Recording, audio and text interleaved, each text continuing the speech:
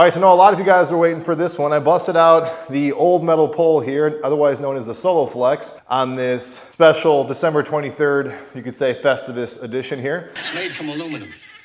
Very high strength to weight ratio. Well, but I thought instead of just focusing in on the Soloflex, a lot of them I'm about to say here can apply to any of these multi-station, you could say quote unquote gimmicky machines to get kind of a bad rap. Of course, I've covered the Total Gym. I use that thing all the time. It's right over here. Use it this workout actually. People ask me questions about the Bowflex. I did a video a while back about multi-use station-based machines. Again, I would say in the home fitness community, I'd say in this garage gym space also, those things really get dumped on, in my opinion, I think unnecessarily, because especially when you compare this to other single joint use machines, such as chest press machines, leg machines, arm machines, all these new products that are coming out there that are taking up a lot of space that are much more less versatile than these things. And these things, granted, are not perfect. And maybe that's the issue people have with these machines because they're built as total body, all-in-one encompassing home gyms. And that certainly, I would say, maybe is not the case. However, I will say you can get great workouts with this equipment and overcome those shortcomings. And so that's what I'll talk about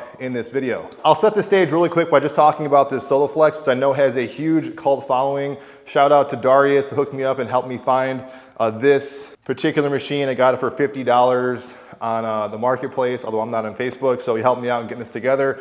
This thing did not come with the weight bar attachment, so I got some of these pegs on Amazon, hammered them in there, they're not coming off, and then I put weight holders on here to put 2-inch plates on here, which, by the way, the reason I'm using these cheap plates, another reason for good cheap plates, is because these Strengthco weights are just so tight, they never fit on these adapters, and I found that to be the case on some other machines as well, so that's kind of a side point. This is a little bit before my time. I think if you're about 10 years older than me, you might be more familiar with this. This came around 1978. I was more, especially in like the early 90s growing up as a kid, I would say Bowflex was more the thing, or even Total Gym for sure. Soloflex, I didn't really see as much. I saw that after the fact. But I'd say if you're in your 50s and beyond, you've probably definitely seen or just messed around with the Soloflex. What really caught my attention, particularly on this one, at least at some point checking it out, was this review. I'll link it down below. I saw this guy working out in the back of his yard. He had a very old Soloflex sitting outside, not really even rusting away. He's shown kind of a mini circuit or stuff he does messing around with it with some simple standard plates, and it's kind of versatile. These things are originally where you get to the first resistance band, a variable resistance machine. They use these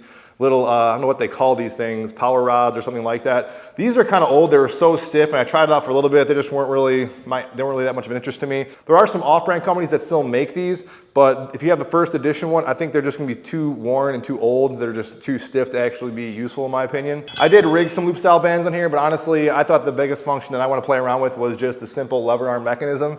And I will say for the most part, this thing feels really good, especially in the upper body department for chest and back exercises. This thing did come with a leg curl and a fly deck, and I messed around with it a little bit and they were okay, but in my opinion, it wasn't that cool. And while this thing does for sure show its age, I actually thought this instability was just an issue I'm missing a part, but Darius told me, the guy who hooked me up with this Soloflex, told me that's kind of a selling point with its instability, and I can kind of attest to that. It's a little more unstable than a traditional lever gym. I will just say right up front though, if I was comparing this to a basic lever gym, Powertec, or the cheaper GMWD, I've covered that, I'll link it down below as well. I would say those are definitely better in my opinion when all things are considered, because you can do everything you can do on there, on this thing on there. But I do love just the very simple design, basically like a pull and a simple lever arm and this adjustable bench that is kind of versatile. But the bench itself has some movement and give to it. But the point of this video is answering the question of the Total Gym, this Bowflex, multi-use machine. Do these things actually work? Are they worth picking up? In my opinion, I would say definitely yes, for a few caveats. Because if you're getting it super cheap, like this was $50, and if you're looking at just using this for a chest press machine, this thing felt great for chest, shoulders, some back stuff. You can do deadlift, you can do legs, they say, and I tried some novel things.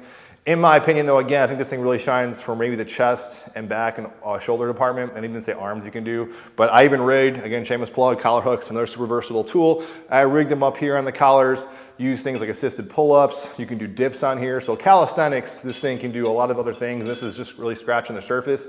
My whole thing is though, is that people kind of knock these machines. It just kind of shows to me, one, they haven't been working out that long, haven't been that creative. I don't think he'd be the most creative person in the world.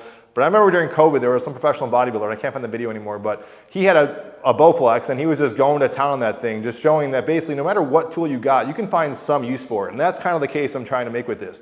If people are kind of downplaying and knocking these types of machines, with even like the Total Gym, I would say of all those machines I just mentioned, Total Gym is probably the most versatile thing. You can do so many things. I think I've made that point many, many times. Probably the best lat machine, I would say hands down, is a Total Gym. Also an arm blaster in itself, back chest machine too. If you're gonna make the argument that these things are bad or they just basically suck, but you're gonna go and invest in a very giant one-dimensional apparatus machine, or even this big fad now of Smith machines, I got nothing against any of that stuff, of course. My point is though, if you've been doing this long enough, you will find some sort of use to these machines. Now, is it worth it to you to take up the real estate and space? I'm not saying that's gonna be for individual opinion, but I think with all these things, you put in adequate work and you find the angles or at least some use for these machines, they definitely work. The biggest shortcoming, I would say, with machines like this, these multi-use machines, by and large, is gonna be in the leg department. I think for a Total Gym, a Bowflex, this thing, multi-use machines, they work great, especially as multi-use machines for cable-based exercise, but definitely back, chest, shoulders, very heavy, and I would say also a safe option to kind of load, maybe go to failure, going kind of more time retention exercises. These things work great. So in long and short of it, I would say if you're considering any of those machines, or let's say you have one of these machines, I would just say find a couple exercises that really work great, the ideal ones, and kind of stick to those. Yes, you could force in certain things if this is all you got and maybe you're just super stubborn, and my people like that, just don't want anything else. You can make it work, of course, but you're gonna find some shortcomings and some caveats that are gonna make the machine less ideal than if you picked up a few extra pieces. But I think at the end of the day, you will find some use of these things, but it's always gonna be your own personal preference, goals, needs, and just space concerns, and of course budget's up there too. I will say with budget, you can't get much cheaper than some of these Soloflexes for what they're going for. I saw they're going dirt cheap, people are just trying to get rid of them. So they're a fun machine. If you want to try it out and then toss it one day, I think it's worth trying it out. This thing is actually pretty cool. In and of itself, a great station-based chest machine nonetheless. Any questions, comments, feedback? If you want to see more of this thing in action, let me know. Of course I can do that, but you'll probably see something like this in the rotation a little bit. I'll see you guys on the next video.